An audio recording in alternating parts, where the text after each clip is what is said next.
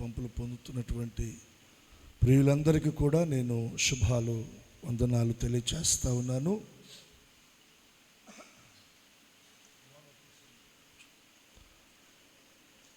గడిచిన దినాలన్నీ కూడా ప్రభు తన కృపలో భద్రపరిచి ఈ జూన్ మాసంలో చివరి ఆదివారం, చివరి రోజు మనం దేవుని మందిరంలో ప్రభువును స్తుతించడానికి ప్రభు మనకి మంచి సమయాన్ని ఇచ్చారు. ఈరోజు ఉదయకాలపు ఆరాధన అంతా కూడా ప్రభు దీవెనకరంగా జరిగించారు. తిరిగి రెండవ ఆరాధనలో మనం దేవుని మందిరంలోనికి సమకూర్చబడి ఇంతవరకు చక్కగా పాటల ద్వారా, స్తుతి ఆరాధన ద్వారా ప్రభు నామాన్ని మహిమపరిచాం. ఈ సమయంలో కొద్ది నిమిషాలు దేవుని మాటలు వినడానికి మీరు ఆసక్తిని కనపరచాలని ప్రభు పేరట మీకు మనవి చేస్తూ ఉన్నాను. దేవుని సన్నిధిలో మనం ఆత్మీయంగా బలపడినట్లు, భక్తి విషయంలో దేవునిలో మనం ఎదుగునట్లుగా కొన్ని మెళకువలు దేవుని సన్నిధిలో మనం కలిగి ఉండాలి. నేను మీకు 1-2 మాటలు చెప్పి వాక్య ధ్యానంలోనికి మనం వెళదాం. దేవుని మందిరంలోనికి వచ్చిన తర్వాత మనం దేవుని వాక్యాన్ని వినేటప్పుడు దేవుని మాటలకు మనం చెవిచ్చి మన మనసును దేవుని మాటల మీద మన మనసును నిలపాలి. అపవాది ఏం చేస్తాడంటే మన మనసును వాడు చంచలత్వంలోనికి తీసుకుని వెళతాడు, నిలకడగా ఉంచడు. దేవుని మాటలు ఆసక్తిగా వినాలి, విందాము అని మనం దేవుని మందిలో కూర్చుంటాం. కానీ వాడు ఏం చేస్తాడంటే మన మనసును వాడు నిలవరంగా ఉండనివ్వడు, కలవరంతో నింపేస్తాడు. రకరకాల ఆలోచనలు వాడు మన తలంపుల్లోకి తీసుకొస్తాడు. వాటిని మనం కట్టడి చేసి దేవుని మాటలు శ్రద్ధగా మనం వినాలి. వాక్యము విన్న తర్వాత చివరి సమయంలో మనం ప్రార్థన చేసుకునేటప్పుడు హడావుడిగా ఏదో మనం దేశాన్ని ఉద్ధరించాలి, నేను ఎక్కడుంటే దేశం ఏమైపోతుందో అన్నట్టుగా మనం లేచి వెళ్ళే ప్రయత్నాలు చేయకూడదు. విన్న వాక్యాన్ని మన హృదయంలో భద్రపరుచుకుంటూ ఆ వాక్యం మన జీవితాల్లో ఫలించాలని మనం దేవుని పాదాలు పట్టుకొని మనం ప్రార్థన చేసుకోవాలి. అది చాలా ప్రాముఖ్యమైన సమయం. దాని విలువ మనం గ్రహించాలి, ఎరగాలి. ప్రార్థనలో ప్రభు సన్నిధిలో ఉండాలి. దేవునికి స్తోత్ర. ఇటువంటి మెలకువలు మనం కలిగి ఉండాలి.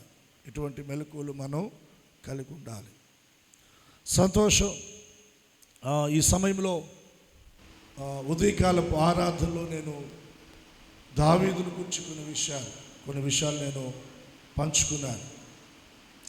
మరలా నేను మరికొన్ని విషయాలు దావీదుని గురించి ఈ ఆరాధనలో కూడా మనం ధ్యానం చేయబోతూ ఉన్నాం. ప్రభు మనతో సూటిగా మాట్లాడునుగాక, తేటగా మాట్లాడునుగాక, ఒక్కొక్కరిని ప్రభు దర్శించునుగాక. అన్ని గొంతులు వినబడుతున్నాయా? అందరి దగ్గరికి ఆమేన్ చెప్పండి. బైబిల్ తెరిచి 2వ సమూయేలు గ్రంథం 7వ అధ్యాయం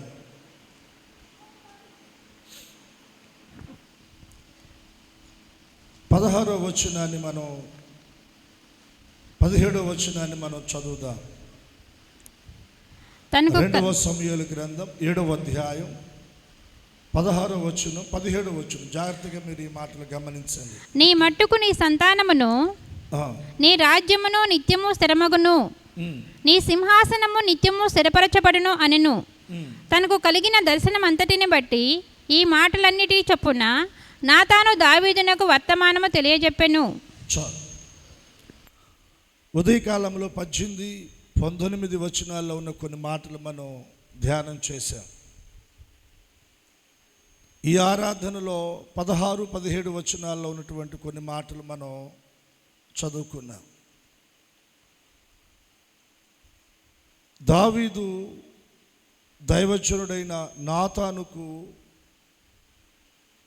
ఒక విషయాన్ని తెలియచేశాడు. ఏంటి ఆ విషయం అంటే, 7వ అధ్యాయం ప్రారంభ వచనాల దగ్గరికి మనం వస్తే, యెహోవా నలుదిక్కుల అతని శత్రువుల మీద అతనికి విజయం ఇచ్చి అతనికి నెమ్మది కలుగ చేసిన తర్వాత రాజు తన నగరి యందు కాపురం ఉండి నాతాను ప్రవక్తను పిలువనంపి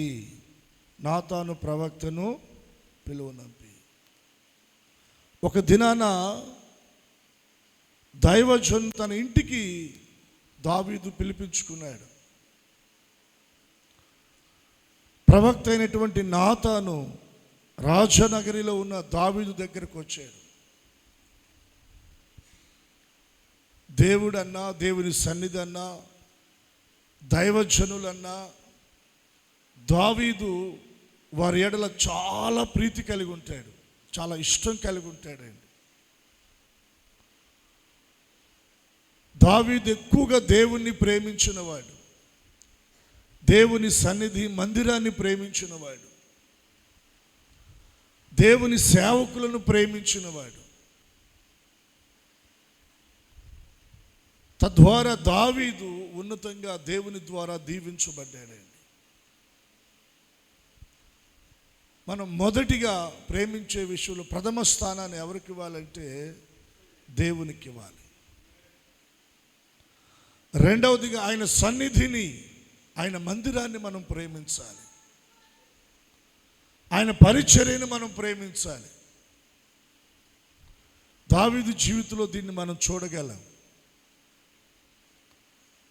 దైవజనుడైన నాతానుతో మాట్లాడుతూ ఉన్నాడు. ఏమని మాట్లాడుతున్నాడంటే, నలుదిక్కుల శత్రువుల మీద దేవుడు నాకు విజయాన్ని ఇచ్చాడు, నాకు నెమ్మదిని కలిగించాడు. దేవుడు దావీదు జీవితంలో విజయాన్ని ఇచ్చాడు. రెండవది నెమ్మదిని కలిగించాడు. ఏమిచ్చాడు చెప్పండి, చెప్పాల. దావీదుకు దేవుడు ఏమిచ్చాడు? విజయాన్ని ఇచ్చాడు, నెమ్మదిని కలగచేశాడు. విజయం ఎంతమందికి కావాలి? చేతులెత్తిన వారు స్తోత్రం చెప్పండి. స్తోత్రం చెప్పిన ప్రతి ఒక్కరి జీవితంలో దేవుడు విజయాన్ని అనుగ్రహించునుగాక. ఓడిపోయిన వారంగా మనం ఉండకూడదండి.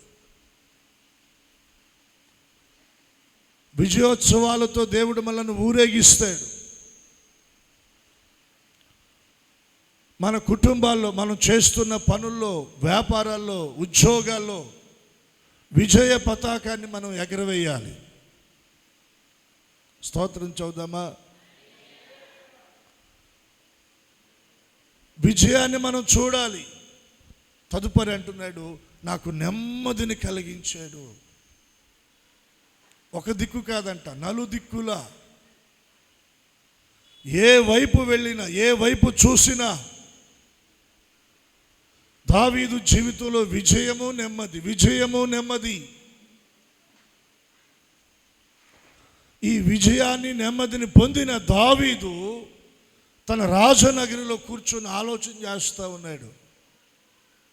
చాలామంది వారి జీవితాల్లో దేవుడు వారికి ఇచ్చిన విజయంలో, నెమ్మదిలో దేవుణ్ణి మర్చిపోతున్నారు. తెలియకుండానే వారిలోనికి ఒక విధమైనటువంటి అహం కూడా చోటు చేసుకుంటా ఉంది. దావీదులో ఎక్కడ అహం కనబడదు. దేవుణ్ణి మరచిన వాడు కూడా కాదు. దేవుని ద్వారా విజయాన్ని పొంది నెమ్మదిని అనుభవిస్తున్న దావీదు ఆ విజయాన్ని బట్టి, ఆ నెమ్మదిని బట్టి, ఆ ఆశీర్వాదాన్ని బట్టి, ఆ ఉన్నతమైన స్థితిని బట్టి గర్వించిన వాడు కాదు, కానీ దేవుణ్ణి మరచిన వాడు కాదు, కానీ తన రాజనగరిలో దేవుని గురించి ఆలోచన చేస్తూ ఉన్నాడు. ఆలోచన చేస్తూ దైవజనుని కబురు పంపించాడు. దైవజనుడు ప్రవక్త అయిన నాతాను వచ్చి దావీదు దగ్గర నిలబడ్డాడు. ఇప్పుడు దావీదు నాతానుతో మాట్లాడుతూ ఉన్నాడు. ఏమని మాట్లాడుతున్నాడో తెలుసా? 2వ వచనంలో, నేను దేవదారు మ్రానుతో కట్టిన నగరయందు వాసము చేయుచుండగా. ఎక్కడున్నాడంట? దేవదారు మ్రానుతో కట్టిన నగరయందు నేను నివాసం చేస్తున్నా. దేవుడు నన్ను దీవించాడు, దేవుడు నన్ను ఆస్వాదించాడు. గొర్రెల దొడ్డిలో నుండి దేవుడు నన్ను తీసాడు, తన జనులైన ఇశ్రాయేలు ప్రజలకు అధిపతిగా చేశాడు.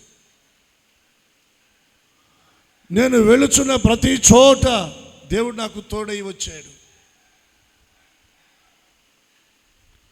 నా శత్రువులను నా ఎదుట ఆయన నిర్మూలన చేశాడు. లోకములో గనులైనటువంటి వారికి కలుగు గొప్ప పేరు దేవుడు నాకు ఇచ్చాడు.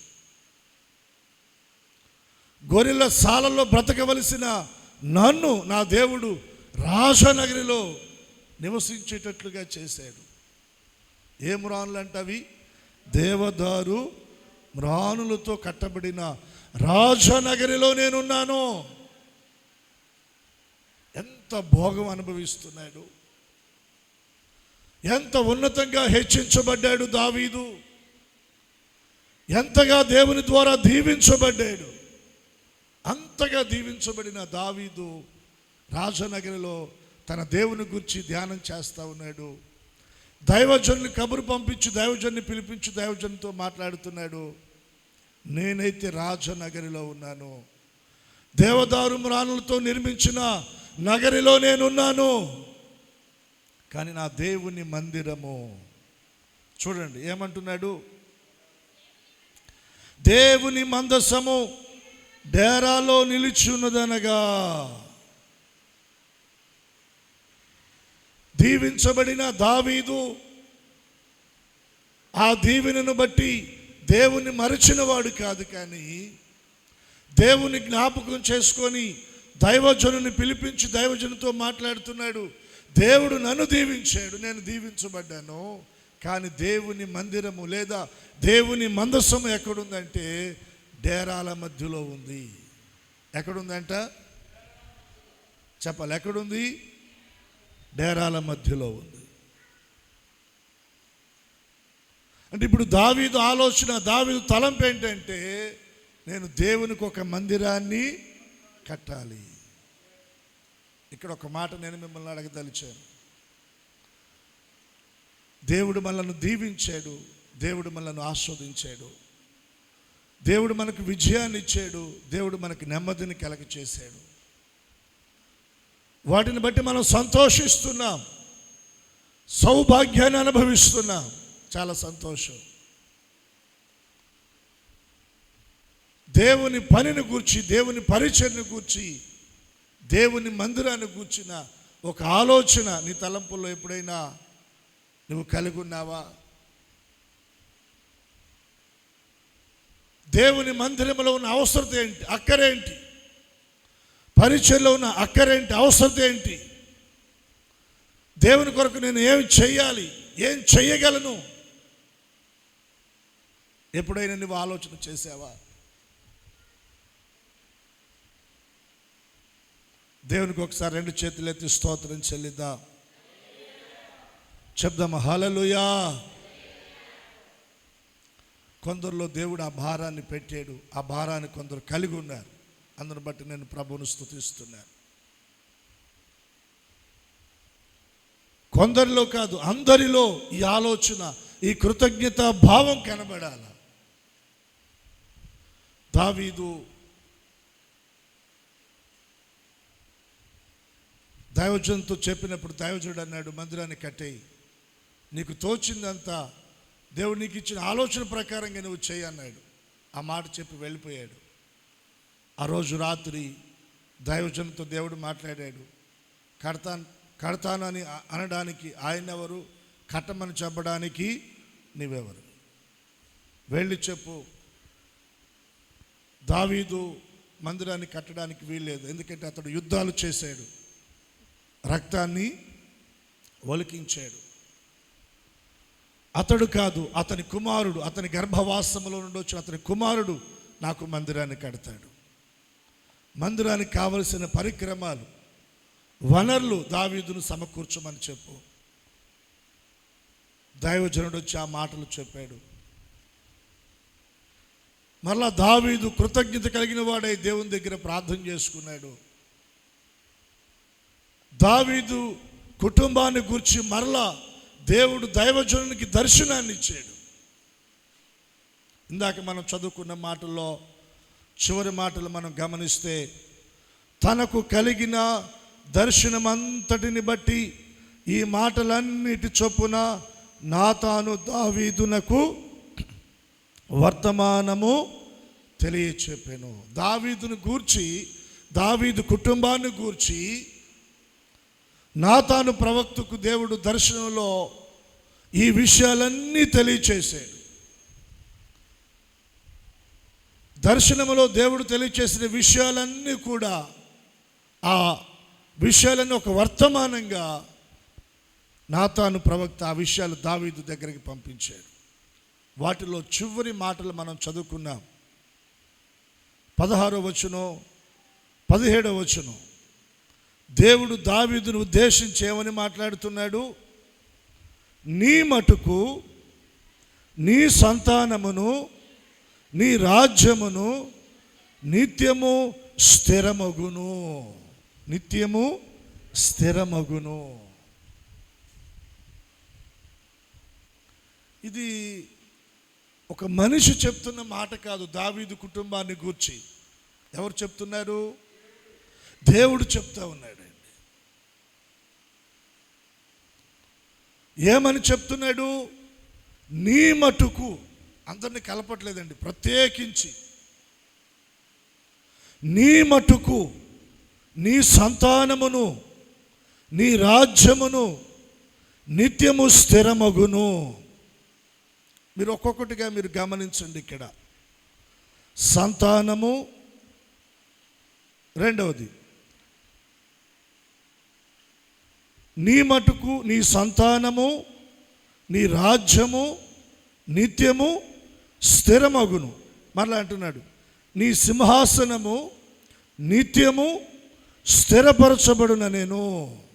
3 విషయాలు చెప్తున్నాడు. ఒకటి సంతానము, రెండవది రాజ్యము, మూడవది సింహాసనం. ఏమంటున్నాడు దేవుడు? ఇవి స్థిరమగును. ఎవరు స్థిరపరుస్తున్నారు? దేవుడు స్థిరపరుస్తున్నాడు. ఈరోజున మన వైపు మనం ఆలోచన చేస్తే ఒక స్థిరత్వం మన కుటుంబాల్లో ఉందా? ఆలోచన చేయండి. మన కుటుంబాల్లో ఆర్థిక పరిస్థితులు స్థిరంగా ఉన్నాయా? ఆరోగ్య పరిస్థితులు స్థిరంగా ఉన్నాయా? కుటుంబంలో సమాధానము స్థిరంగా ఉందా? సంతోషం స్థిరంగా ఉందా? నీ చేతి పని, వ్యాపారము, ఉద్యోగము, నీ పిల్లల చదువు, వారి భవిష్యత్తు స్థిరంగా ఉందా? స్థిరపరచబడ్డారా మీరు? పునాది లేనటువంటి పరిస్థితులు కనబడుతూ ఉన్నాయి. కొద్ది దినాలు కాస్తంత బాగుంటే కొద్ది దినాలు అయోమయ పరిస్థితి. కారణం ఏంటంటే స్థిరత్వం లేదు. దావీదును గురించి దేవుడు మాట్లాడుతున్నాడు. ఇక్కడ ఏమని మాట్లాడుతున్నాడంటే, నీ మటుకు నీ సంతానమును నేను స్థిరపరుస్తాను, నీ మటుకు నీ రాజ్యాన్ని స్థిరపరుస్తాను, నీ మటుకు నీ సింహాసనాన్ని నేను స్థిరపరుస్తాను. 2 చేతులెత్తి స్తోత్రం చెప్పండి. దావీదు సంతానమును స్థిరపరిచిన దేవుడు, దావీదు యొక్క రాజ్యాన్ని స్థిరపరిచిన దేవుడు, దావీదు యొక్క సింహాసనాన్ని నిత్యము స్థిరపరిచిన దేవుడు నీ కుటుంబాన్ని స్థిరపరచునుగాక. నీ కుటుంబంలో ఆర్థిక పరిస్థితులను దేవుడు స్థిరపరచునుగాక. ఆరోగ్య పరిస్థితులను స్థిరపరచునుగాక.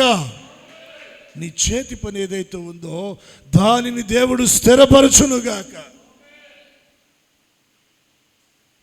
దేవుని ద్వారా మన స్థితిగతులు స్థిరపరచబడునుగాక.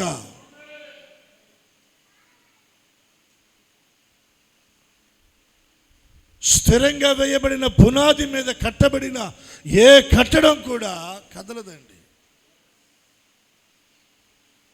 కదలదు. ఇంతగా దావీదు సంతానమును, రాజ్యమును, సింహాసనాన్ని దేవుడు స్థిరపరుస్తాను అనడానికి, అంత బలముగా తన గురించి చెప్పడానికి కారణం ఏంటండి? ఇంకొక మాట అంటాడు, ఆ పైన మనం చదివితే 15వ వచనం, నిన్ను స్థాపించుటకై నేను కొట్టివేసిన సౌలునకు నా కృప దూరమైనట్లు అతనికి నా కృప దూరము చేయను. దర్శనములో దైవజనులతో దేవుడు చెప్తా ఉన్నాడు దావీదును గూర్చి. దావీదును స్థాపించడానికంట నేను కొట్టివేసిన సౌలునకు నా కృప దూరమైనట్టు. సౌలును దేవుడు కొట్టివేశాడు, పక్కకు నెట్టివేసాడు. సౌలుకు దేవుడు తన కృపను దూరం చేశాడు. ఇంకా మనం చెప్పాలంటే సౌలును దేవుడే పక్కకు నెట్టేశాడు. నాకు అక్కర్లేదు, నువ్వు నాకు అక్కర్లేదని నెట్టేశాడండి. నెట్టేసి సౌలుకు దేవుడు తన కృపను దూరం చేశాడంట. సౌలును జ్ఞాపకం చేస్తూ దావీదును గురించి దేవుడు ఏమని మాట్లాడుతున్నాడు?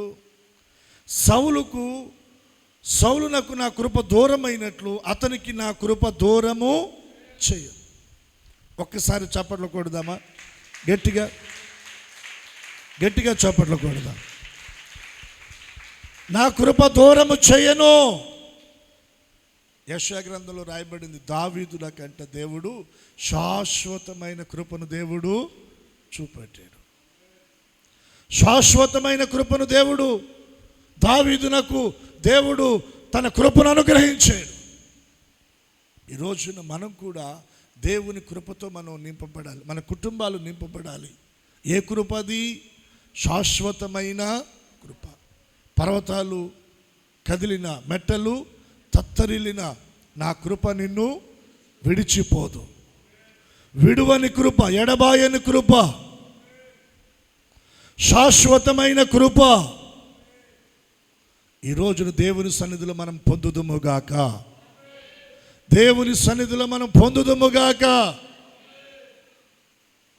దేవుని కృప, దేవుని కృప మన కుటుంబాలను ఆవరించునుగాక. చెప్దాం, దేవుని కృప మనలను ఆవరించునుగాక. ఇంతగా దావీదు సంతానమును దేవుడు స్థిరపరచడానికి కారణం ఏంటో తెలుసండి? నేను కొన్ని విషయాలు మీకు జ్ఞాపకం చేస్తాను. చూడండి, ఇదే అధ్యాయంలో దావీదు దేవుని దగ్గర ప్రార్థన చేసుకున్నాడు. ఏమని ప్రార్థన చేసుకున్నాడు? 29వ వచనం, దయచేసి నీ దాసుడనైనా నా కుటుంబము నిత్యము నీ సన్నిధిని ఉండునట్లుగా దానిని ఆశీర్వదించము. యెహోవా నా ప్రభువా, నీవు సెలవిచ్చి ఉన్నావు, నీ ఆశీర్వాదము నుండి నా కుటుంబము నిత్యము ఆశీర్వదించబడునుగాక. దేవుడు చెప్పిన 3 మాటల మొదటి మాట, నీ సంతానమును నేను స్థిరపరుస్తాను.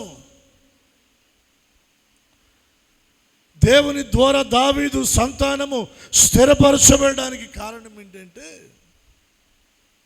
తన కుటుంబము కొరకు, తన బిడ్డల కొరకు దావీదు ఏం చేశాడంటే ప్రార్థన చేశాడు. ఏం చేశాడు చెప్పాలి? ఏం చేశాడు? ఎప్పుడైనా మనం చేసామా? 2 ముక్కలు అలా కుటుంబాన్ని అలా తిప్పేసి అలా పక్కన పెట్టేస్తాం ప్రార్థనలో. నా బిడ్డలను దీవించయ్యా, మంచి ఉద్యోగాలు ఇవ్వయ్యా, మంచి చదువులు ఇవ్వయ్యా, మంచి పొజిషన్ ఇవ్వయ్యా, ఇలా మనం ప్రార్థన చేసాం. ఎప్పుడైనా వారు దేవుని సన్నిధిలో ఉండాలని ప్రార్థన చేసామా? దావీదు చేసిన ప్రార్థన ఏంటి? దయచేసి నీ దాసుడనైనా నా కుటుంబము నిత్యము ఎక్కడుండాలి? ఎక్కడుండాలి? నిత్యము నీ సన్నిధి నుండునట్లుగా దానిని ఆశీర్వదించు.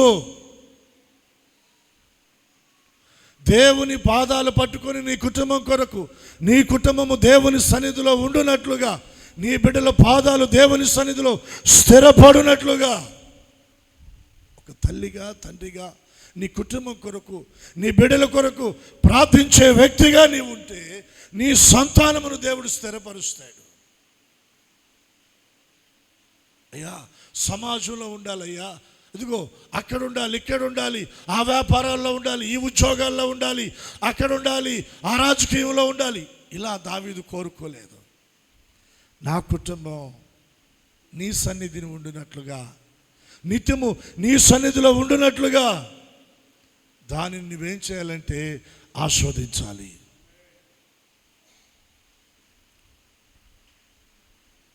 మన కుటుంబం కొరకు, మన బిడ్డల కొరకు మనం ప్రార్థించగలిగితే నిశ్చయముగా మన బిడ్డలను దేవుడు దీవించి వారి స్థితిగతులను ఆయన స్థిరపరుస్తాడు.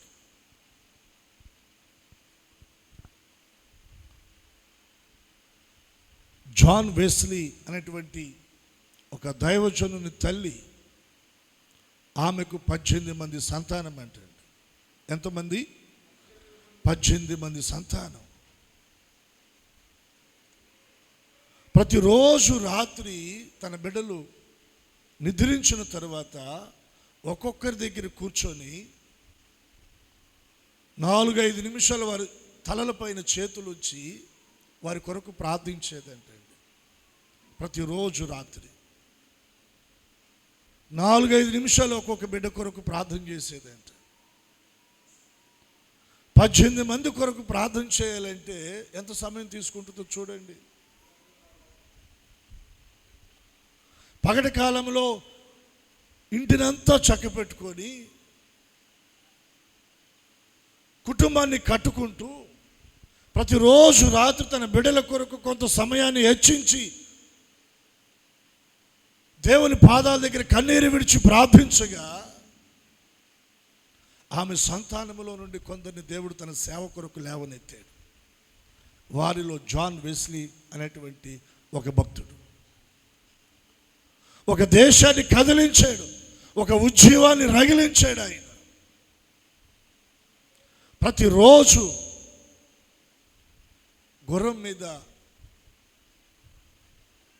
కొన్ని 100 కిలోమీటర్లు ప్రయాణం చేస్తూ సువార్తను ప్రకటించేవాడంటే. ప్రతిరోజు వేకువజామున తేలిగ్గా 2 గంటల నుంచి 3 గంటల వరకు ప్రార్థన చేసేవాడు. ప్రార్థన చేయకుండా బయటకు వచ్చేవాడు కాదంట. కొన్ని 1000 కిలోమీటర్లు ప్రయాణం చేసి సువార్తను ప్రకటించి చీకటి ఖండంగా పిలువబడుతున్నటువంటి కొన్ని ప్రాంతాలను దేవుని వెలుగుతో నింపాడు ఆయన. నేటికి క్రైస్తవ సంఘములో ఒక సాక్షార్థంగా దేవుడు ఆయన సాక్ష్యాన్ని నిలబెట్టాడు. అంతగా దేవుడు ఆయన తన పరిచయంలో వాడుకోవడానికి మూలం ఏంటంటే ఆయన మాటల్లో వచ్చే సాక్ష్యం, నా కొరకు నా తల్లి చేసిన ప్రార్థన, నా కొరకు నా తల్లి చేసిన ప్రార్థన.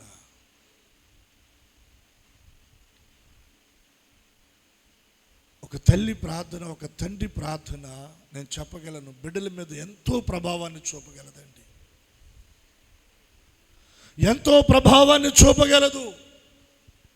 మనం ప్రార్థించగలిగితే ఆ ప్రార్థన వారి జీవితంలో గొప్ప కార్యాలను జరిగించగలదు. ఒక భయంకరమైన పాపములో పట్టబడి నాశనానికి జోగుతున్న ఒక వ్యక్తి అగస్టిన్, ఒక వ్యభిచార సంబంధమైన పాపపు ఊబిలో కూరుకుపోయిన వ్యక్తి దేవుని వైపు తిరిగి మారు మనసు పొంది రక్షించబడి దేవుని కొరకు గొప్ప సేవ చేశాడు. నువ్వు ఎలా దేవుని వైపు వచ్చావయ్యా అంటే ఆయన దగ్గర నుంచి వచ్చే సాక్ష్యం ఏంటో తెలుసా? నా తల్లి కన్నీటి ప్రార్థన ప్రవాహములో నేను దేవుని రాజ్యంలోనికి కొట్టుకొని వచ్చాను. నా తల్లి కన్నీటి ప్రార్థన ప్రవాహం వ్యభిచార సంబంధమైన పాపపు ఊపిలో ఉన్న నన్ను దేవుని రాజ్యంలోనికి కొట్టుకొని వచ్చింది. మన బిడ్డల కొరకు మనం చేస్తున్న ప్రార్థన ఏది? దేవుడు అంటున్నాడు దావీదుతోటి, నీ మటుకు, అందరిని కలపట్ల, నీ మటుకు నీ సంతానమును నేను స్థిరపరుస్తాను. ఎందుకంటే నీ కుటుంబం కొరకు నువ్వు చేస్తున్న ప్రార్థనను బట్టి. హల్లెలూయా. ఏం చేస్తూ ఉన్నాడు దావీదు? దేవుని దగ్గర ప్రార్థన చేస్తూ ఉన్నాడు. అయ్యా, నీవు నాకు ఇచ్చిన కుటుంబం, నీవు నాకు ఇచ్చిన బిడ్డలు, నీవు నాకు ఇచ్చిన కుటుంబం, అయ్యా, ఈ కుటుంబం నీ సన్నిధిలో ఉండాలి ప్రభు అని ప్రార్థన చేస్తూ ఉన్నాడు. ఈ రోజున మనం కూడా మన కుటుంబాల కొరకు దేవుని దగ్గర ప్రార్థించే వారంగా మనము దేవుని ఆత్మతో నింపబడుదము గాక. ప్రతిరోజు మన బిడ్డల కొరకు దేవుని పాదాల చెంత కన్నీరు విడిచేటువంటి అనుభవాన్ని ప్రభు మనకు దయచేయును గాక. దేవుని ద్వారా మన బిడ్డలు స్థిరపరచబడుదురుగాక.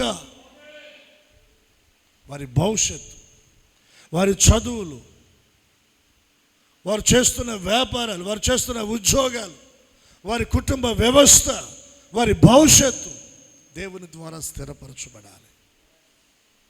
మనం ఎంత గట్టిగా పునాదులు వేసినా అన్నీ పెకలించబడతాయండి. పునాది ఎవరు వేయాలి? దేవుడు వేయాలి. మన కుటుంబాలను ఎవరు కట్టాలి? దేవుడు కట్టాలి. మన పిల్లలను ఎవరు స్థిరపరచాలి? దేవుడు స్థిరపరచాలి. దేవుడు స్థిరపరచాలి. మనము దేవుని యందు భయభక్తులు కలిగి మనం జీవించగలిగితే మన పిల్లలను ప్రభు దీవిస్తాడు. మన పిల్లలను ప్రభు దీవిస్తాడు. రెండవదిగా అక్కడ దేవుడు అంటున్నాడు, నీ రాజ్యమును, ఏంటంట?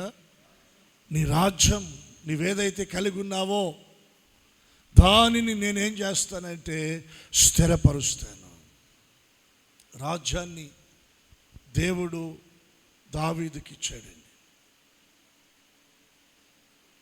దావీదుకు ముందు సౌలుకు కూడా దేవుడు ఇచ్చాడు. సౌలు చేతిలో నుండి రాజ్యము తీసివేయబడింది. కానీ దావీదు చేతిలో నుండి దేవుడు అంటున్నాడు, నేను తీసివేయను, నీ తర్వాత దానిని నీ కుమారునికి నేను దానిని ఇస్తాను, స్వాస్థ్యంగా ఇస్తాను అన్నాడు. రెండు చేతులు ఎత్తి దేవునికి ఒకసారి మనం స్తోత్రం చెల్లిద్దాం. బిగ్గరగా చెప్దామా? మన స్వాస్థ్యమును లేదా దేవుడు మనకిచ్చిన రాజ్యానికి సాదృశ్యంగా ఉన్నటువంటి ఆ చేతి పని కానివ్వండి, వ్యాపారం కానివ్వండి, ఉద్యోగం కానివ్వండి, ఆర్థిక స్థితిగతులు కానివ్వండి, వీటన్నిటిని కూడా ఆయన స్థిరపరిచే దేవుడు. చూడండి మీరు రూతు గ్రంథం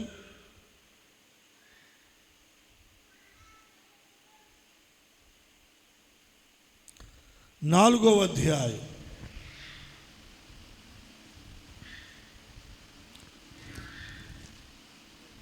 10వ వచనాన్ని మనం చదువుదాం. ఒక మాట అక్కడ మనం చూద్దాం.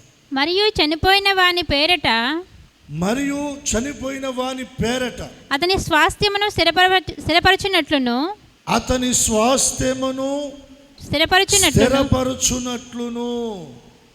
బాగా గమనించాలి. చనిపోయింది ఎవరు? మహలోను కిలియోను. యూదా బెత్లెహేము నుండి వీరు ఎక్కడికి వెళ్ళారు? మోయాబు దేశానికి వెళ్ళారు. యూదా బెత్లెహేములో కరువని ఎక్కడికి వెళ్ళారు? మోయాబు దేశానికి వెళ్ళారు. మోయాబు అనగా లోకం, యూదా బెత్లెహేము అనగా దేవుని సన్నిధి. చిన్న ఇబ్బంది వచ్చిందని, చిన్న ఇరుకు వచ్చిందని, చిన్న కష్టం వచ్చిందని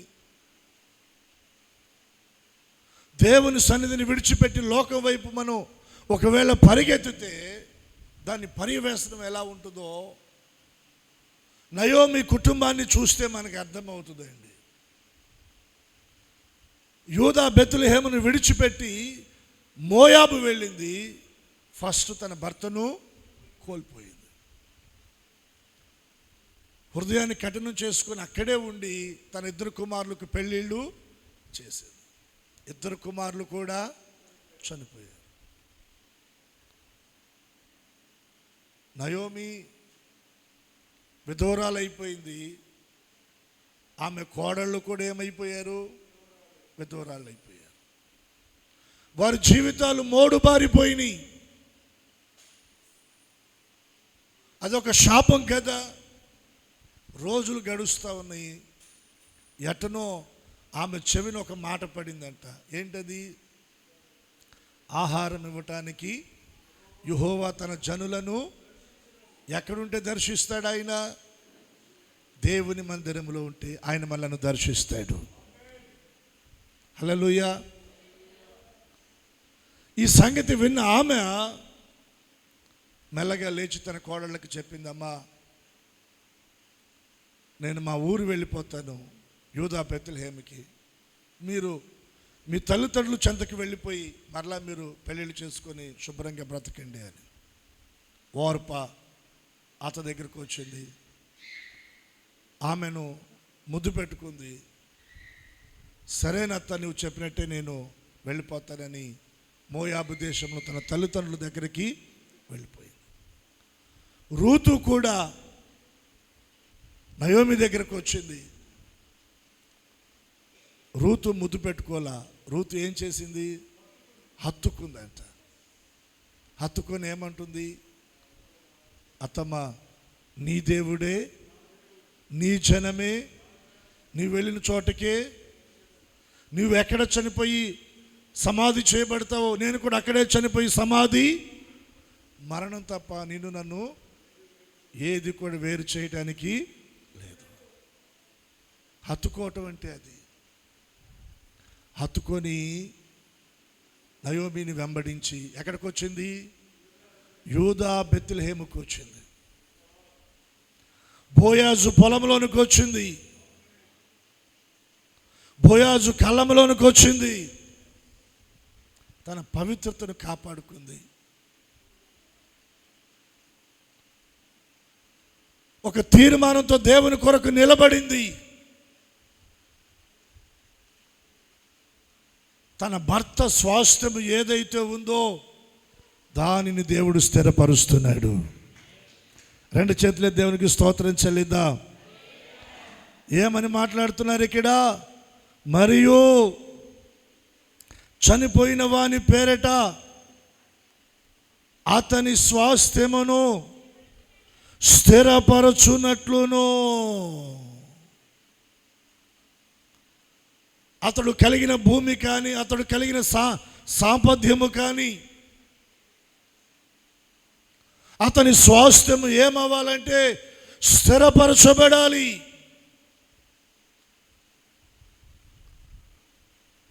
రూతు భర్త స్థానంలోనికి ఇప్పుడు ఎవరు వచ్చారంటే బోయాజు వచ్చాడు. లోకాన్ని ఆశ్రయించి నువ్వేదైతే పోగొట్టుకున్నావో దానిని మరలా తిరిగి నీకు ఇవ్వడానికి పరమ బోయాజుగా ఆయన నీ జీవితంలోనికి రావటానికి ఇష్టపడతా ఉన్నాడు.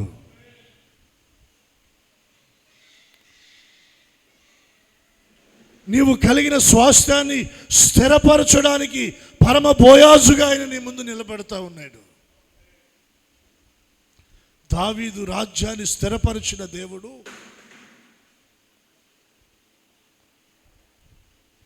నయోమి కుమారుల స్వాస్థ్యమును స్థిరపరచడానికి బోయాజు ముందుకు వచ్చినట్లుగా ఈ రోజున మన కుటుంబాల్లో మనం కలిగి ఉన్నటువంటి ఆర్థిక స్థితిగతులను దేవుడు స్థిరపరచునుగాక. దేవుడు స్థిరపరచాలంటే మనం ఏం చేయాలి? మోయాబు నుండి యూదా బెత్లెహేముకు రావాలి. యూదా బెత్లెహేము నుండి మోయాబుకు వెళ్ళటం కాదు, మోయాబు నుండి యూదా బెత్లెహేముకు రావాలి. యూదా బెత్లెహేము నుండి మోయాబు వెళ్ళిన నయోమి తన భర్తను కోల్పోయింది, తన బిడ్డలను కోల్పోయింది. మోయాబు నుండి యూదా బెత్లెహేముకు వచ్చిన రూతు తన భర్త స్వాస్థ్యం ఏదైతే ఉందో దాన్ని తిరిగి పొందుకుంది. దేవుని సన్నిధిలో మనం నిలవగలిగితే, దేవుని పాదాలను మనం ఆశ్రయించగలిగితే, లోకాన్ని విడిచిపెట్టి దేవుని వైపు మనం తిరగగలిగితే, మనం కోల్పోయిన స్వాస్థ్యాన్ని, సంపదను మరలా తిరిగి పొందుకొని అది మన జీవితంలో స్థిరపరచబడుతుంది. చాలామంది వారు మాట్లాడే మాటలు ఏంటంటే, చేయి జారిపోయింది, కోల్పోయాం, పోగొట్టుకున్నాం, నష్టపోయాం. ఈరోజు నేను చెప్తున్నాను దేవుని సేవకునిగా, దేవుని మాటగా, నీ చేతిలో నుండి చేయి జారిపోయిన దానిని తిరిగి దేవుడు నీ చేతికి అప్పగించబోతా ఉన్నాడు.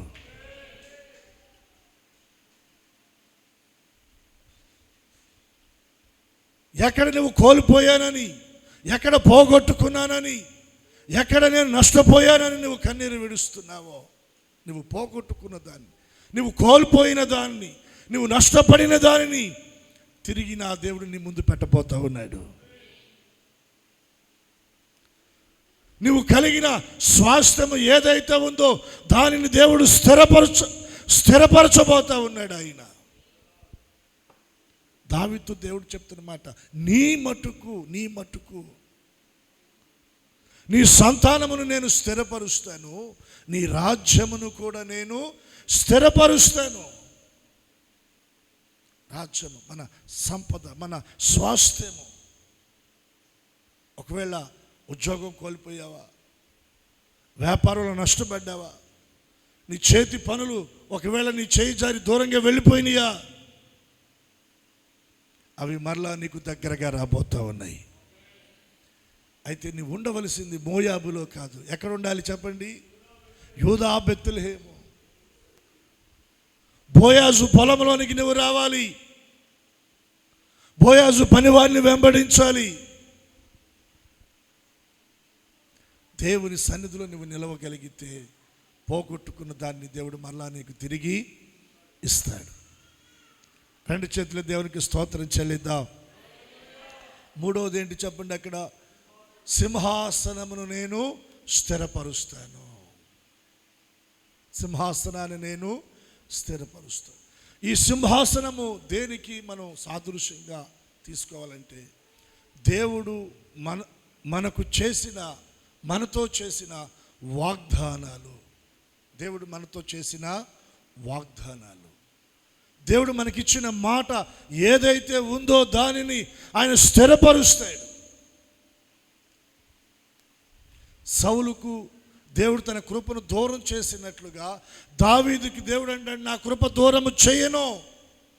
దావీదును గురించి నేను ఏదైతే పలికానో, దావీదును గురించి నేను ఏదైతే వాగ్దానము చేశానో, దావీదును గురించి నేను ఏదైతే ఉద్దేశించి తలంచి ఉన్నానో దానిని దావీదు పట్ల నేను స్థిరపరుస్తాను.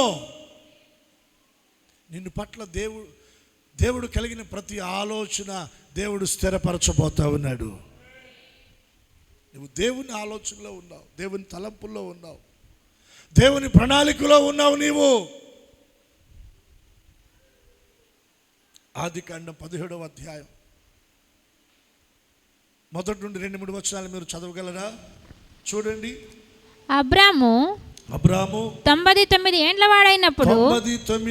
వాడైనప్పుడు యెహోవా అతనికి ప్రత్యక్షమై, దేవుడు అతనికి ప్రత్యక్షమై, నేను సర్వశక్తిగల దేవుడను, నా సన్నిధిలో నడుచుచు నిందారహితుడివై ఉండుము, నాకును నీకును మధ్య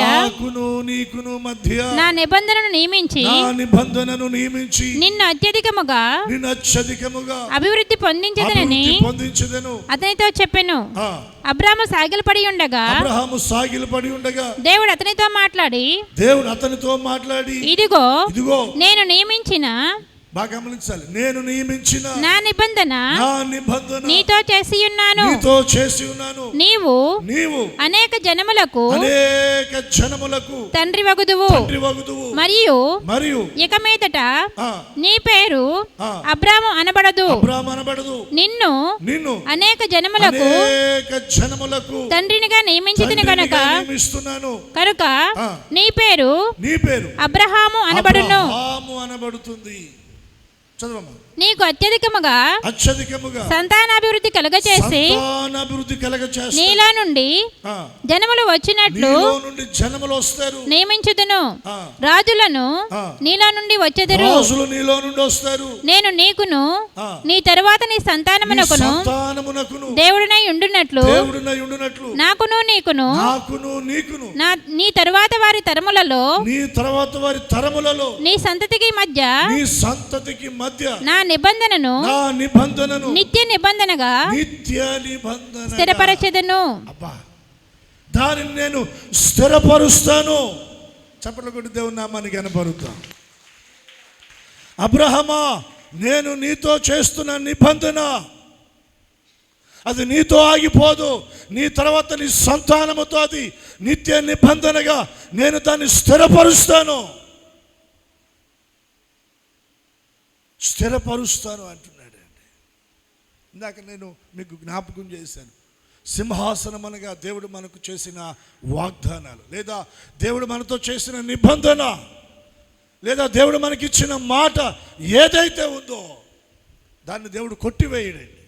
దాన్ని ఆయన ఏం చేస్తాడంటే స్థిరపరుస్తాడు. స్థిరపరచడానికి ముందుగా అబ్రహాముతో దేవుడు ఏమని మాట్లాడాడు తెలుసా? అబ్రహమా, నేను సర్వశక్తి గల దేవుడను. శక్తి కలిగిన దేవుడిని చెప్పలా, సర్వశక్తి కలిగిన.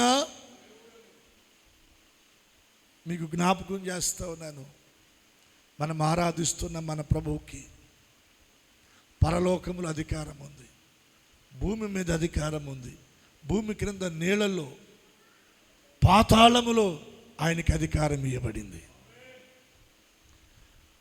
ప్రకృతి మీద ఆయనకి అధికారం ఇవ్వబడింది. సముద్రం మీద లేచిన తుఫాను ఆయన గద్దించగా సముద్రం మీద లేచిన తుఫాను మిక్కిలి నిమ్మలమైపోయింది. సముద్రాన్ని గద్దించగలిగిన దేవుడు ఆయన. సముద్రం మీద లేచిన తుఫాన్ని గద్దించి నిమ్మలపరచగలిగిన దేవుడు ఆయన. సర్వశక్తిమంతుడు ఆయన. రెండు చేతులెత్తి స్తోత్రం చెల్లిద్దాం. అబ్రహమా, నీవు నా సన్నిధిలో నడుచుచు ఎలా ఉండాలో తెలుసా? నిందారహితుడు అయి ఉండాలి. నీవు నా సన్నిధిలో నిందారహితుడుగా నడుచుకుంటే నాకు నీకు మధ్యన నేనేం చేస్తాను? నిబంధన చేస్తాను, నిబంధన నియమిస్తాను. అది నీతో ఆగిపోదు. నీ తర్వాత నీ సంతానాన్ని దాన్ని స్థిరపరుస్తాను. ఏం చేశాడు? అప్పటి వరకు అబ్రామ్ జీవితంలో ఆ పేరులో లేదండి. అబ్రామ్ అంటే ఒంటరివాడు. దేవుడు ఏం చేశాడు? పేరు మార్చేశాడు. అబ్రామ్ కాదు, నీ పేరేంటి? అబ్రహాము. నీలో నుండి జనములు వస్తారు, నీలో నుండి రాజులు వస్తారు. నేను నీకు సంతానాన్ని ఇచ్చి నేను ఆస్వాదిస్తాను. ఎంతగా? ఆకాశపు నక్షత్రాలు, సముద్ర తీరమందలి ఇసుక రేణువుల వల్లే. నీ తర్వాత నీ సంతానముతో కూడా నేను నిబంధన చేసి నిత్య నిబంధనగా దాన్ని స్థిరపరుస్తాను. అయితే నువ్వు ఒకటి చేయాలి. ఏంటది? నా సన్నిధిలో నీవు నడుచుచు నిందారహితుడుగా ఉండాలి. దేవుడు మనకిచ్చిన మాట మన జీవితంలో స్థిరపరచబడి దానిని దేవుడు నెరవేర్చాలి అంటే మనం నిందలేని వారంగా నడుచుకోవాలి. రెండు చేతులు ఎత్తి స్తోత్రం చెప్పండి. ఎలా నడుచుకోవాలి? నిందారహితంగా. అంటే మన మీద నింద కనపడకూడదు. దానియేలు ఒక మాట అంటాడు సింహాల గుహలో నుండి, రాజు చిరకాలము జీవించునుగాక. రాజా, నేను నా దేవుని దృష్టికి ఎలా కనపడ్డాడంట? నేను నా దేవుని దృష్టికి నిర్దోషిగా కనబడుతుంది కాబట్టి ఆయన తన దూతను పంపించాడు. హల్లెలూయా. దేవుని దృష్టిలో మనం నిర్దోషులంగా కనబడితే మన కొరకు ఎవరు పంపబడతారు? దేవదూతలు పంపబడతారు. ఒకవేళ మనం దోషులుగా కనపడ్డాం అనుకో, ఎవరు పంపబడతారు? దెయ్యాలు పంపబడతాయి. చేతులెత్తి స్తోత్రం చెప్పండి. దేవదూతలు వచ్చి ఏం చేసినాయి? సింహాలు దానియేలుకు ఏ హాని చేయకుండానట్లుగా వాటి నోళ్లను, దానియేలు ఏం చేయలా, మౌనంగా ప్రభువును స్తుతిస్తా ప్రార్థన చేసుకుంటా ఉన్నాడు. సింహాలు చూస్తూ ఉన్నాయి దానియేలుని కిందకి పైకి. దానియేలుకు దగ్గరగా రావటానికి వాటికి ధైర్యం చాలటల్లా. కారణం ఏంటి? దానియేలు చుట్టూ ఎవరు నిలుచున్నారు? దేవదూతలు.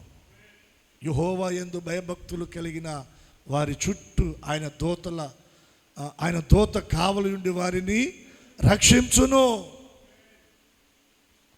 నీ చుట్టూ దేవుడు తన దూతలను కావలిగా ఉంచి నిన్ను రక్షించున్నట్లుగా, నిన్ను కాపాడునట్లుగా, సింహాల నోళ్లను దేవుడు మూయించున్నట్లుగా నీవు దేవుని దృష్టిలో ఎలా కనబడాలంటే నిర్దోషిగా కనబడాలి. దేవుడు అబ్రహాము దగ్గర అదే కోరుకుంటున్నాడు. నా సన్నిధిలో నడుచుచు నువ్వెలా ఉండాలి? నిందారహితుడుగా ఉండాలి. అప్పటికి అబ్రహాము జీవితంలో చిన్న పొరపాటు జరిగింది. ఏంటి ఆ పొరపాటు?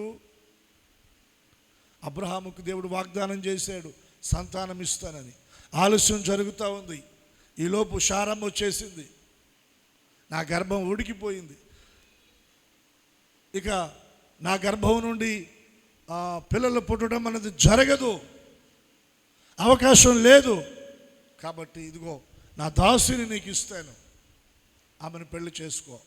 ఆమె ద్వారా కలిగే సంతానము నా సంతానము అనబడుతుంది. దేవుడు చెప్పాడు అలాగా. ఇటువంటి ప్లాన్ ఇవ్వగానే అబ్రహాంకి బంపర్ ఆఫర్ అనుకున్నాడు. రెండు చేతులెత్తి స్తోత్రం చెబుదాం. శారమ్మ మాటకు ఓకే అన్నాడు. కనీసం ఒక మాట అన్న చెప్పాలిగా శారమ్మకి. అమ్మ దేవుడు మాట ఇచ్చాడు, దేవుడు మాట తప్పేవాడు. తొందరపడటం ఎందుకు? ఇన్నాళ్ళు వేచి ఉన్నాం, ఇంకా కొద్ది కాలం వేచి ఉందాం, ప్రార్థన చేద్దాం, దేవుని వైపు చూద్దాం, దేవుడు కార్యం చేస్తాడులే, ఆయనకి అసాధ్యమైంది ఏముంది? ఇటువంటి మాటలు అబ్రహాము చెప్పినట్టుగా మనకు అక్కడ కనబడదు. ఎప్పుడైతే శారమ్మ హాగర్ని ఇచ్చి నీకు పెళ్లి చేస్తాను అందో, ముసలోడైన అబ్రహాం ఎగిరి గంతేసి ఉంటాడు. స్తోత్రం చెప్పండి. అంటే అబ్రహాము శరీరం ముసలదైంది కానీ అబ్రహాము మనసు మాత్రం కోరికల గుర్రాలెక్కి పరిగెత్తుతున్నట్టుగా ఉంది. శారమ్మను కొద్ది కూడా నివారింప చేయి చూడలా. ఎక్కడో ఆ బీజం, పాప బీజం అబ్రహాములు అలా కనబడిందేమోనండి. ఓకే చెప్పేసాడు. హాగర్ నుంచి పెళ్లి చేసింది. హాగర్ గర్భం తెరవబడింది. గర్భం తెరవబడిన కాడి నుంచి హాగర్కి శారమ్మ ఎలా కనబడతా ఉంది? నువ్వే ఉంది, నేను మన యజమానునికి సంతానాన్ని కలగజేస్తున్నాను. నీ శారమ్మను చాలా చిన్న చూపు చూసింది. శారమ్మకి వేదన అయిపోయింది. ఇంట్లో సవితిపోరు వచ్చేసింది. రోజు గొడవలే, అసమాధానం. మామూలు బాధ కాదు. ఒకరోజు నా ఉసురు నీకు తగలకపోను అంది శారమ్మ. చేసిందంతా ఆమె, మళ్ళీ నా ఉసురు తగిలిద్దాను. అబ్రహాం మౌనంగా భరించాడు. అయితే హాగరు విషయంలో, హాగరు చేసుకునే విషయంలో అది దేవుని చిత్తం కాదు. దాన్ని బట్టి దేవుడు బాధపడ్డాడు. ఆ విషయాన్ని నిదానంగా అబ్రహాము ఎదుటికి తీసుకొచ్చి అబ్రహాము ఎదుటి పెట్టి మాట్లాడుతున్నాడు. పిచ్చి పిచ్చి పనులు చేయకుండా నీవు ఉంటే నేను నీకు ఇచ్చిన మాట, నీకు చేసిన వాగ్దానం, నిబంధన నేను స్థిరపరుస్తాను. అప్పుడు అబ్రహాము చంపలేసుకొని, క్షమించు ప్రభువా, ఇంక ఇట్లాంటి తొందర పనులు నేను చేయను, నేను నమ్మకంగా ఉంటాను, సాక్ష్యాన్ని కాపాడుకుంటాను, ప్రార్థన చేసుకుంటాను, నిందారహితుడిగా జీవిస్తానయ్యా అని దేవుని దగ్గర తీర్మానం చేసుకున్నాడు. కొద్ది సమయంలోనే 18వ అధ్యాయంలో ఎండవేళ సింధూర వనములో గుడారపు ద్వారం దగ్గర ఉన్న అబ్రహామును దేవుడు దర్శించాడు. 21వ అధ్యాయంలో దేవుడు అబ్రహాముకు సంతానాన్ని దేవుడు ఇచ్చాడు. అబ్రహాము సంతానముతో దేవుడు తన నిబంధనను స్థిరపరిచాడు. ఇస్సాకును ఆస్వాదించాడు, యాకోబును ఆస్వాదించాడు. యాకోబుల నుండి వచ్చిన 12 మంది సంతానాన్ని దేవుడు ఆస్వాదించాడు. ఇశ్రాయేలు ప్రజలను దేవుడు ఆస్వాదించాడు. నిబంధన స్థిరపరచబడింది. అందుకని అంటాడు దేవుడు, అబ్రహాము దేవుడను నేను, ఇస్సాకు దేవుడను, యాకోబు దేవుడను నేను. దేవుడు మన జీవితాల్లో ఆయన మనతో చేసిన ఆ నిబంధన ఏదైతే ఉందో, వాగ్దానం ఏదైతే ఉందో, ఆ దర్శనము ఏదైతే ఉందో, దానిని దేవుడు స్థిరపరిచి దేవుడు మన జీవితాల్లో దాన్ని నెరవేరుస్తాడు. మనం భయపడనక్కరా లేదు. ఓ దేవుడు నీకు మాట ఇచ్చి 10 సంవత్సరాలు అయిందా, నిరాశపడ మాకు ఇంకా నెరవేర్చబడలేదని.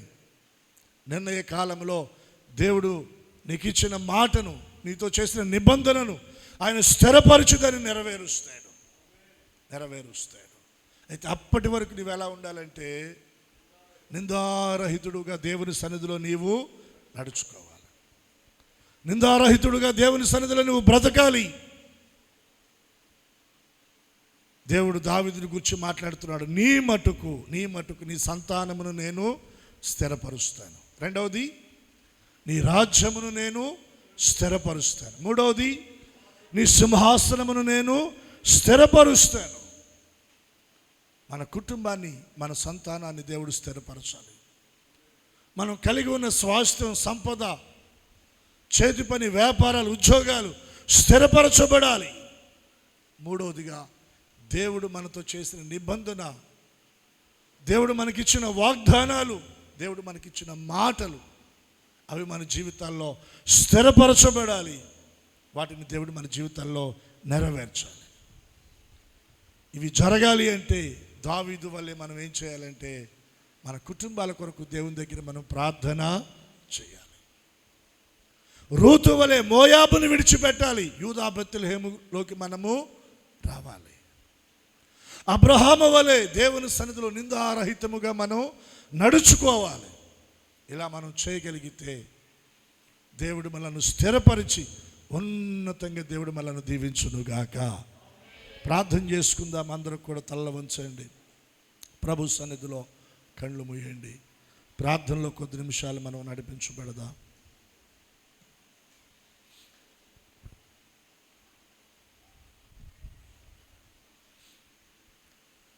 మోకరించడానికి వీలు అవకాశం ఉన్నటువంటి వారు మోకరించే ప్రయత్నం చేయండి.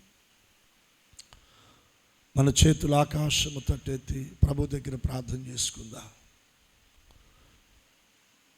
ఈ ఆదివారం, ఈ 2వ ఆరాధనలో నీ మటుకు నీ సంతానము స్థిరపరచబడాలి, నీ కుటుంబము స్థిరపరచబడాలి.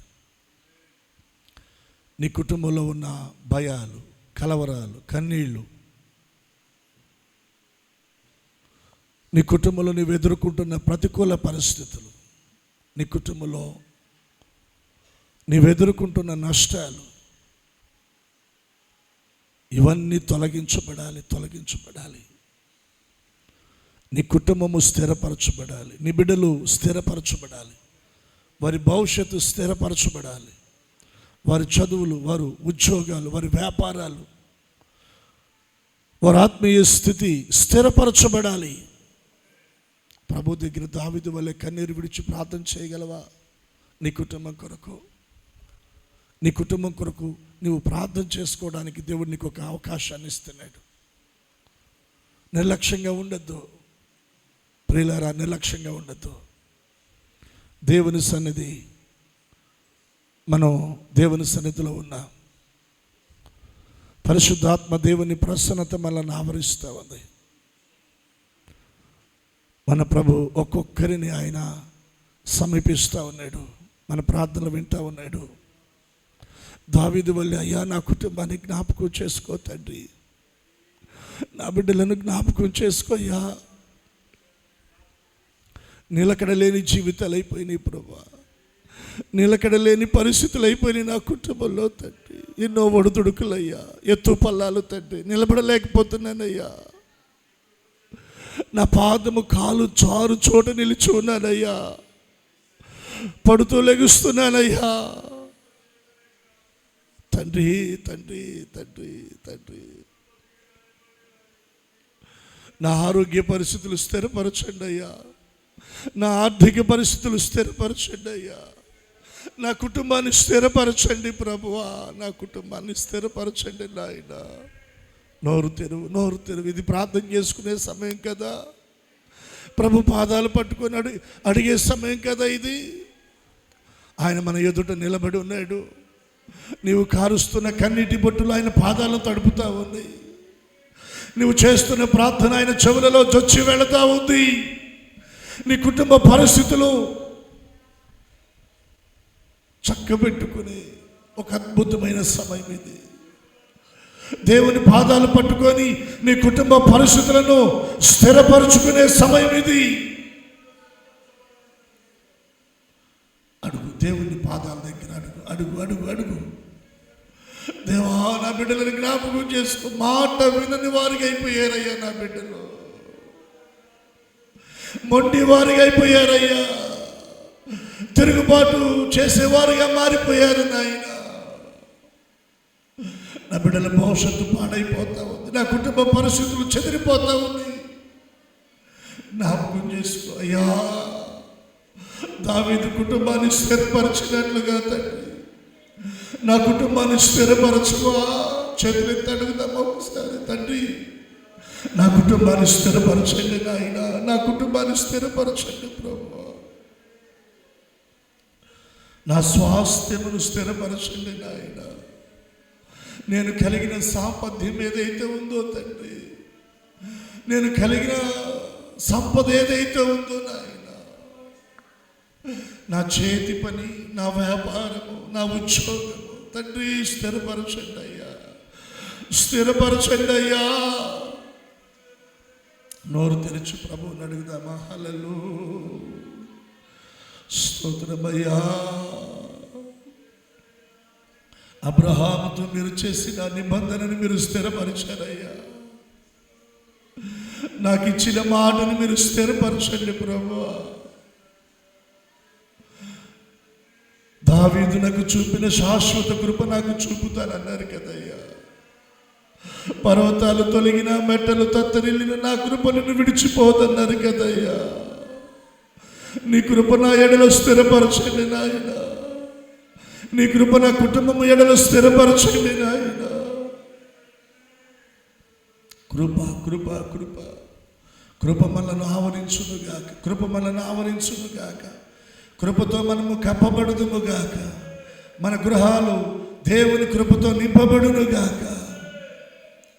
ప్రార్థన చేద్దాం. హల్లెలూయా, హల్లెలూయా.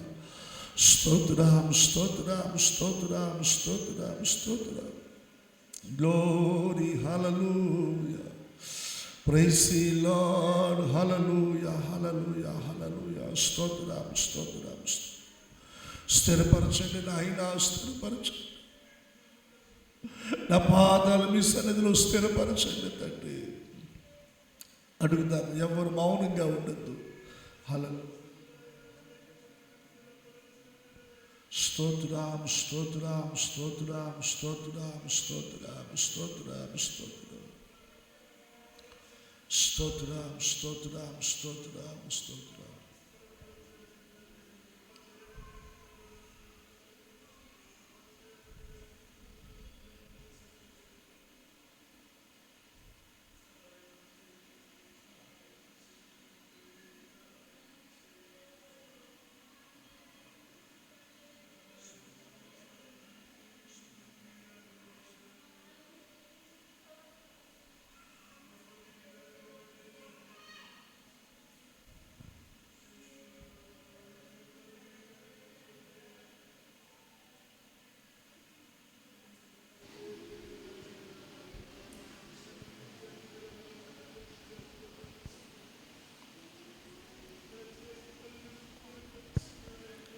సుగుణాల సంపన్నుడా,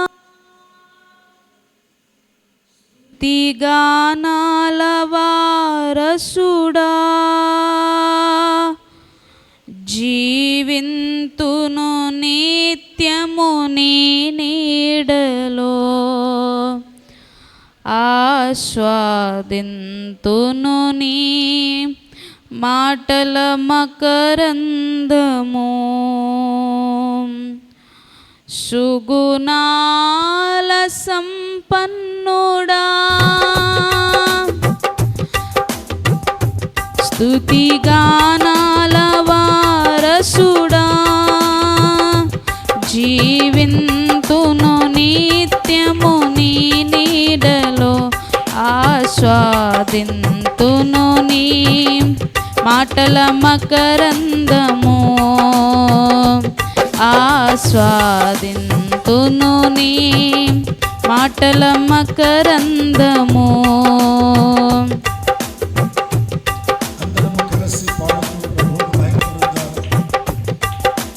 యేసయ్య నీతో జీవించగానే నా బ్రతుకు బ్రతుకుగా మారేనులే. యేసయ్య నీతో జీవించగానే నా బ్రతుకు బ్రతుకుగా మారేనులే. నాట్యమాడేను నా అంతరంగము, ఇది రక్షణానంద భాగ్యమే. నాట్యమాడేను నా అంతరంగము, ఇది రక్షణానంద భాగ్యమే.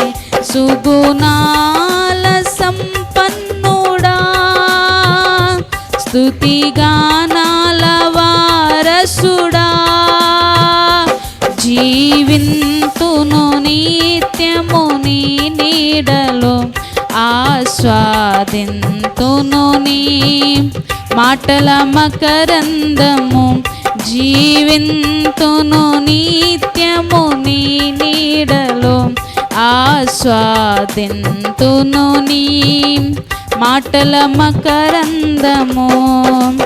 యేసయ్య నిన్ను వెన్నంటగానే ఆజ్ఞల మార్గము కనిపించెనే.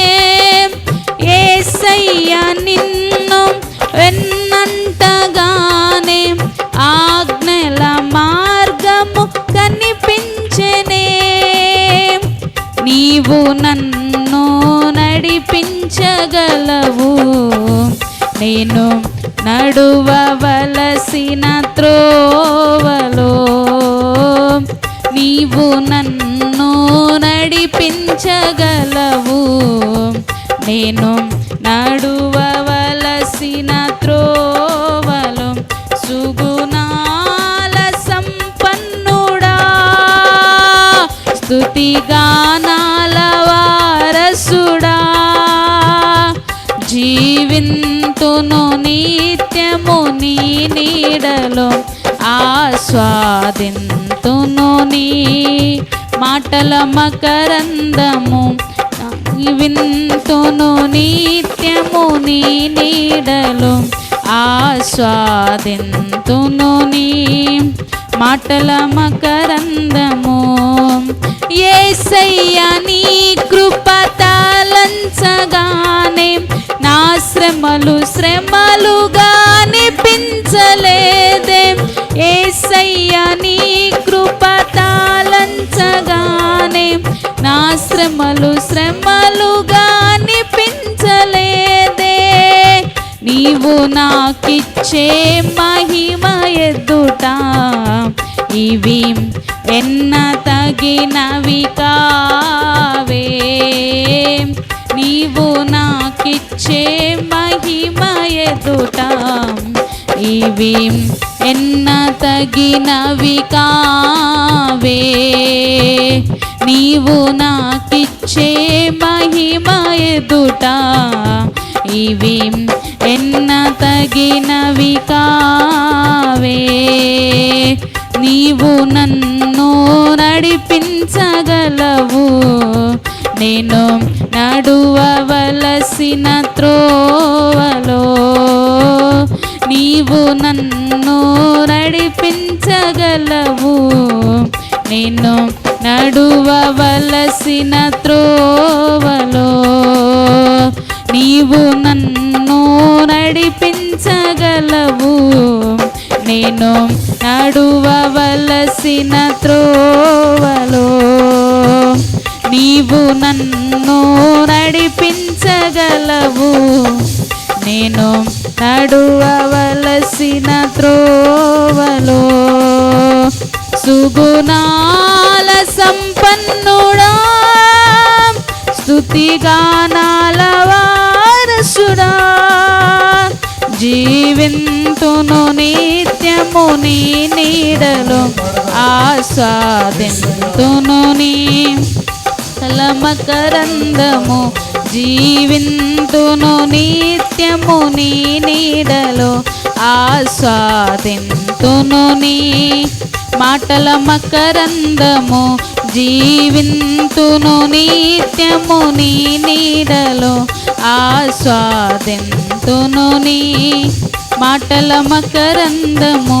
జీవింతును నిత్యము నీ నీడలో, జీవింతును నిత్యము నీ నీడలో, జీవింతును నిత్యము నీ నీడలో ఆస్వాదింతును నీ మాటల మకరందము.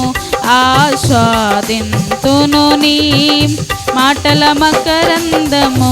జీవింతును నిత్యము నీ నీడలో ఆస్వాదింతును నీ మాటల మకరందము. జీవింతును నిత్యము నీ నీడలో, జీవింతును నిత్యము నీ నీడలో, జీవింతును నిత్యము నీ నీడలో, జీవింతును నిత్యము నీ నీడలో, జీవింతును నిత్యము నీ నీడలో ఆస్వాదింతును నీ మాటల మకరందము. ఆస్వాదింతును నీ మాటల మకరందము. జీవింతును నిత్యము నీ నీడలో ఆస్వాదింతును నీ మాటల మకరందము. మాటల మకరందము. మాటల మకరందము. నీవు నన్ను నడిపించగలవు. నేను నడువవలసిన త్రోవలో నీవు నన్ను నడిపించగలవు. నీవు నన్ను నడిపించగలవు.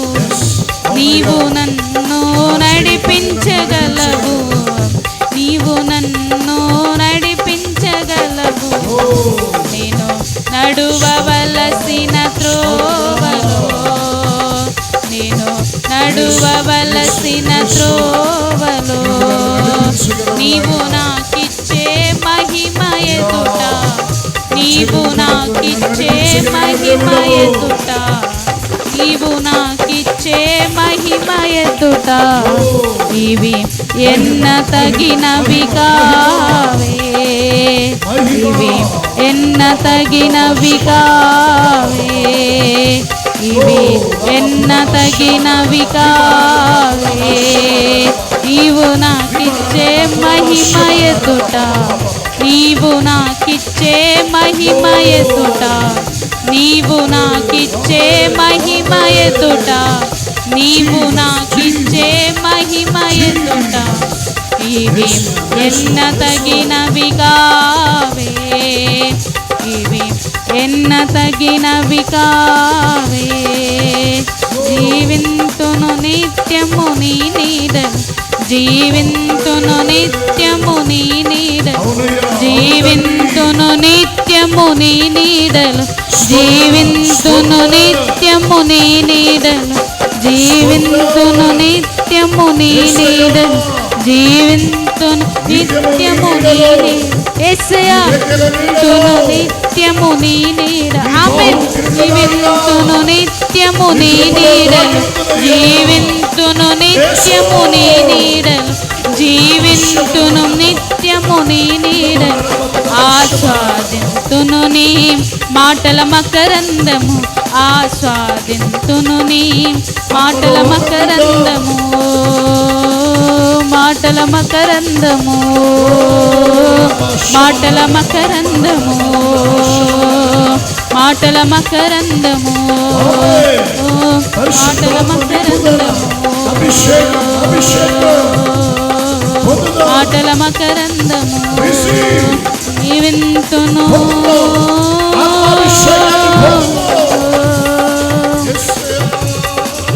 నిత్యము నీ నీడలు ఆస్వాదింతును నీ మాటల మకరందము ఆమేన్ జీవింతును నిత్యము నీ నీడలో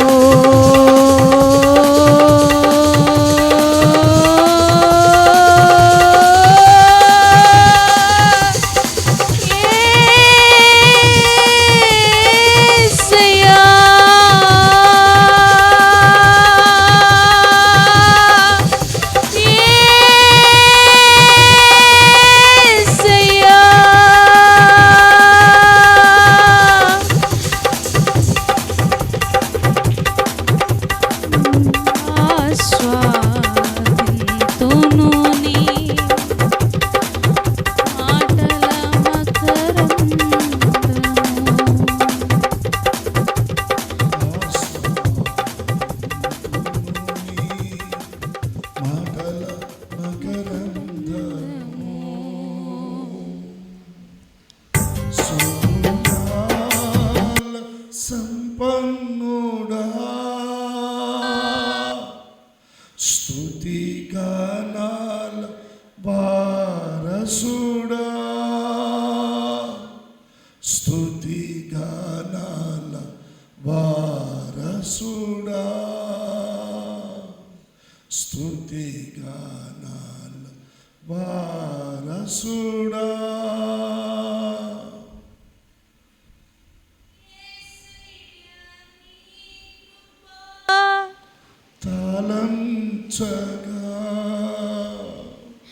నా శ్రమలు శ్రమలుగా అనిపించలేదే నీవు నాకిచ్చే మహిమ ఎదుట ఇవి ఎన్న తగినవి కావే నీవు నాకిచ్చే మహిమ ఎదుట ఇవి ఎన్న తగిన కావి నీవు నాకిచ్చే మహిమ ఎదుట ఇవి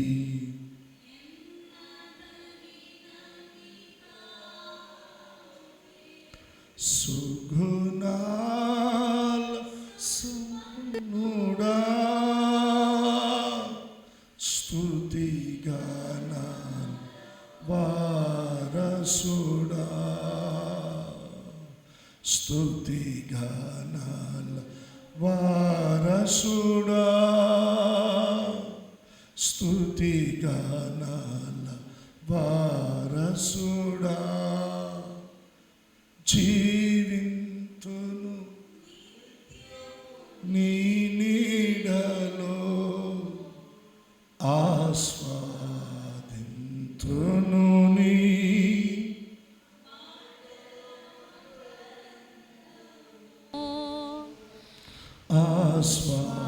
ఆస్వాదింతును నీ మాటల మకరందము.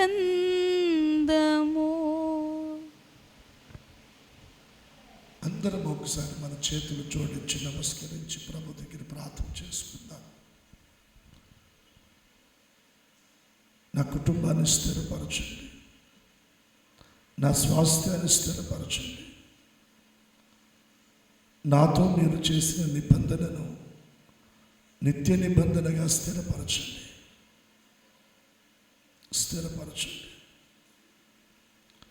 పరిశుద్ధ తండ్రి, మీకు వందనాలయ్యా. ఈ ఆదివారపు 2వ ఆరాధనలో మీరు మాతో మాట్లాడిన ప్రతి మాట మా జీవితాల్లో ఫలభరితంగా చేయండి తండ్రి. మా కుటుంబాల కొరకు మీ పాదాలు పట్టుకొని ప్రార్థించేవారం కానీ, మోయాబును విడిచిపెట్టేవారం కానీ, యూదా బెత్లెహేములో నాయన మేము నివసించువారము కానీ,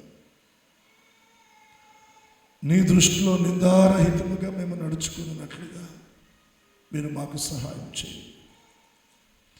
నీకు దుఃఖాన్ని, ఆయాసాన్ని కలిగించేది మా జీవితంలో ఏది ఉండకూడదయ్యా. కనికరించండి. ఇది నాయన ప్రభా, మీ సన్నిధిలో చేరిన ప్రతి ఒక్కరిని మీ చేతులకు అప్పగించుకుంటూ ప్రతి ఒక్కరిని మీరు దీవించి ఆస్వాదించి మహిమ పొందమని యేసు నామాన్ని ప్రార్థించుచున్నాము తండ్రి. అందరం చెప్దాం ఆమేన్. ఇది నాన్న ప్రభు మనతో మాట్లాడుతూ వచ్చిన ప్రతి మాట మన జీవితాల్లో ప్రభు ఆమెను స్థిరపరచున్నట్లుగా, మన కుటుంబాలను ప్రభు ఆస్వాదించున్నట్లుగా అందరము చేతులెత్తి యేసయ్యకి స్తోత్రాలు చెల్లిద్దాం. స్తోత్ర స్తోత్ర స్తోత్ర స్తోత్ర.